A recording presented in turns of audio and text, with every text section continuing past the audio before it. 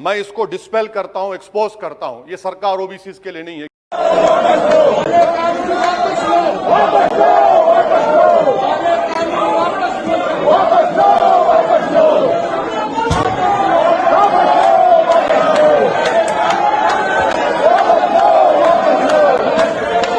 नरेंद्र मोदी की सरकार क्यों डर रही है? 50% को क्रॉस करिए ना।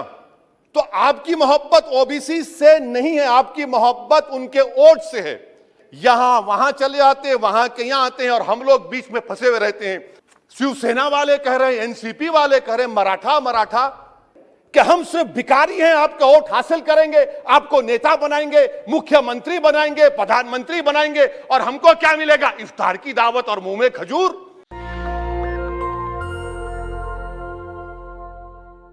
मोहतरम चेयरमैन साहब, मैं आपकी जानिब से बरसर इख्तिदार जमात को मुबारकबाद देना चाहता हूं कि आज उन्होंने जो दस्तूरी तरमीमी बिल को लाया है, आप शाबानों के उस कानून के लाने के नक्श कदम पर चल रहे हैं।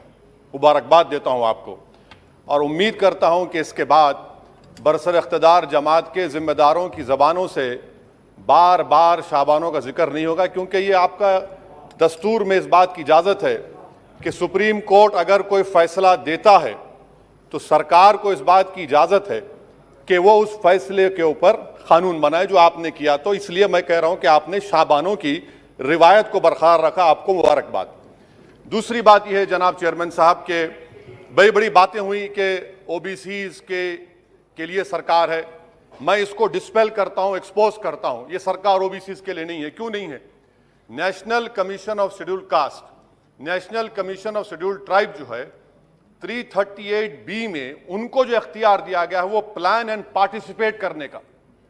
आप ओबीसी में एनसीबीसी कहने के खाली एडवाइस करना, यहां पर प्लान और पार्टिसिपेट है ही नहीं। तो ये आपका एक्सपोज करता है आपकी हिपोक्रेसी को और आपकी मुनाफिकत को।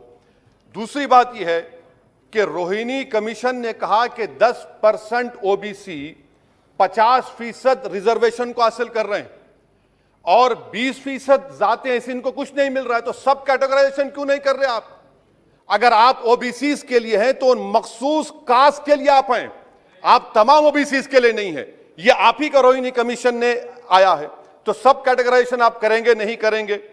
तीसरी बात यह है कि सर ये कैसा बात है कि अगर रियासत तेलंगाना में जो मुसलमानों की बैकवर्ड कास्ट है उनको रिजर्वेशन मिलता है मगर सेंट्रल लिस्ट में उसका जिक्र नहीं होता।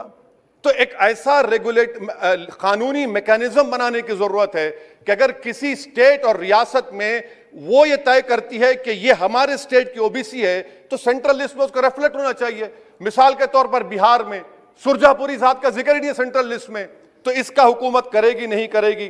चौथी बात यह है कि आप क्यों डर रहे हैं? नरेंद्र मोदी की सरकार क्यों डर रही है? 50% को क्रॉस करिए ना। जब प्यार किया तो डरना क्या? तोड़ जाइए 50% को। क्यों 50% को डर रहे हैं आप?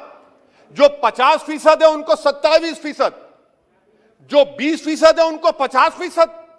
तो आपकी मोहब्बत ओबीसी से नहीं है, आपकी मोहब्बत उनके वोट से है और आपका दिल उन 20% के लिए धड़कता है जिसके लिए आपने 50% तहफ़्फ़ुज़ रिजर्वेशन दी है। यह आपकी हकीकत है। पांचवी बात यह है स्पीकर साहब कि हम हुकूमत से मुतालबा कर रहे हैं कि प्रोएक्टिवली नरेंद्र मोदी की सरकार 50% सीलिंग को तोड़िए, निकलिए। आप क्यों नहीं करना चाहते? करने की जरूरत है, डेटा है, एम्पिरिकल एविडेंस है बैकवर्डनेस का। वो 50%, 27% कैसा दे रहे हैं, गलत है। छठी बात यह है कि सर ये एक सुनहरा मौका है कि आप इस तरह का कानून बनाइए, 50% लिमिट को क्रॉस करिए और ओबीसी समाज से सही मानों में इंसाफ करिए। सर एक और बात, आज ही के दिन 1950 10 अगस्त को प्रेसिडेंशियल ऑर्डर हमने निकाला था, बड़ा तारीखी दिन था जिसमें हमने शेड्यूल्ड कास्ट को रिजर्वेशन दिया। मेरा हुकूमत से मुतालबा है, मैंने कांग्रेस की हुकूमत थी वहां बैठता था मैं, आज यहां बैठकर भी तीसरी मर्तबा कह रहा हूं कि 1950 का प्रेसिडेंशियल ऑर्डर रिलीजन के बुनियाद पर बनाया गया जो राइट टू इक्वालिटी के खिलाफ है, जो राइट टू इक्वालिटी के खिलाफ है। एक सुनहरा मौका आपके पास आया है कि उसको रिलीजन न्यूट्रल करिए। जब शेड्यूल कास्ट में हिंदू, बौद्ध और सिख आ सकते हैं तो दलित मुसलमान, दलित क्रिश्चियन क्यों नहीं आ सकते? सच्चर कमेटी गवर्नमेंट की कमेटी, उसमें जिक्र लिखा है। आप वो नहीं करना चाहते, आप नहीं करेंगे तो देख रहे उत्तर प्रदेश का अंसारी देख रहा है, उत्तर महाराष्ट्र के वो पसमानदा मुसलमान देख रहे हैं कि क्या तमाशा आप लोग करते हैं। यहां वहां चले आते हैं, वहां के यहां आते हैं और हम लोग बीच में फंसे हुए रहते हैं। सर, छठी बात यह है, सातवीं बात यह है कि मैं हुकूमत से इस बात का मुतालबा कर रहा हूं कि 1950 प्रेसिडेंशियल ऑर्डर को रिलीजन न्यूट्रल किया जाए। अच्छा, ओबीसी की आपकी सरकार है, 89 सेक्रेटरीज हैं, कितने ओबीसी है बताइए? 89 सेक्रेटरीज में 5 अगस्त 2009 को एक भी ओबीसी सेक्रेटरी नहीं था। एक शेड्यूल कास्ट और 3 एसटी थे। मुबारक हो आपको, आपकी मोहब्बत यह है, डेटा कह रहा है, मैं नहीं कह रहा हूं, आप मुझे झूठ साबित कर दीजिए। अच्छा, सेंट्रल यूनिवर्सिटी में सर, सेंट्रल यूनिवर्सिटी में 51.6% ओबीसी के पोस्ट वैकेंट हैं। इसीलिए मैंने कहा कि आपको उनके वोट से मोहब्बत है, उनको जमीन से आसमान पर उठाने से आपको कोई मोहब्बत नहीं है। यह हकीकत है सर। और सर, ये यहां पर बैठकर मैंने हमारे कांग्रेस के लीडर की तकरीर को सुना, शिवसेना वाले कह रहे हैं, एनसीपी वाले कह रहे हैं मराठा। भाई साहब, महमूदुर रहमान कमेटी की रिपोर्ट ने कहा था महाराष्ट्र में कि मुसलमान सोशली एजुकेशनल बैकवर्ड है, जो बॉम्बे की हाईकोर्ट ने उसको अपहेल्ड किया, और आप सिर्फ मराठाओं की बात करते हैं, मुसलमानों की बात क्यों नहीं करेंगे? वो 50 कास्ट जो मुसलमानों की बैकवर्ड है महाराष्ट्र में, वो देख रही है आपके इस तमाशे को और आपको एक्सपोज करके रहेगी।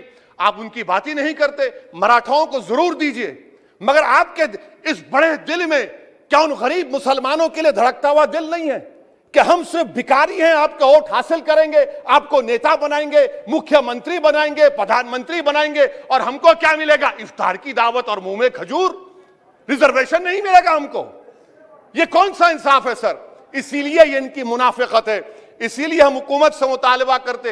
अच्छा, हैरत की बात यह कि सुप्रीम कोर्ट के जिस फैसले को ओवरकम करने के लिए यहां पर यह बिल लाया गया, सुप्रीम कोर्ट ने कह दिया कि मराठाओं के बारे में सोशली एजुकेशनल बैकवर्डनेस नहीं दिख रहा है। आप कैसे दिखाएंगे बताइए? ये महाराष्ट्र के 50 मुसलमान बरादरियां देख रही हैं। इसीलिए हम हुकूमत से कहना चाहते हैं कि, और मोदी सरकार से, कि आप ओबीसीज के अपलिफ्टमेंट के लिए नहीं हैं, आप मजलूम के साथ नहीं हैं, आप कमजोर के साथ नहीं हैं, आप बेरोजगार के साथ नहीं है।